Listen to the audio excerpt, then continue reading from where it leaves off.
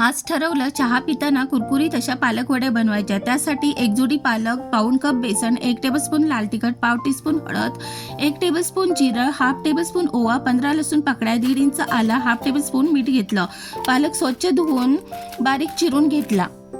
कुटणीमध्ये आलं व लसूण पाकळ्या घालून बारीक ठेचून घेतल्या। बारीक चिरलेल्या पालकामध्ये सर्व साहित्य घालून एकजीव मिश्रण करून त्याचा दंडगोलाकार गोळा करून घेतला। इकडे गॅस ऑन करून कुकर ठेवला व त्यात पाणी, प्लेट, स्टँड, डबा व तेलाचा हात लावलेली प्लेट ठेवून त्याच्यावर गोळा ठेवला। झाकण घट्ट लावून घेऊन कुकरला 3 शिट्ट्या करून घेतल्या। गोळा चांगला वाफल्यानंतर गोळ्याच्या वड्या पाडून गरम तेलामध्ये कुरकुरीत अशा तळून घेतल्या व चहा पिताना कुरकुरीत वड्यांचा सॉस सोबत आनंद घेतला।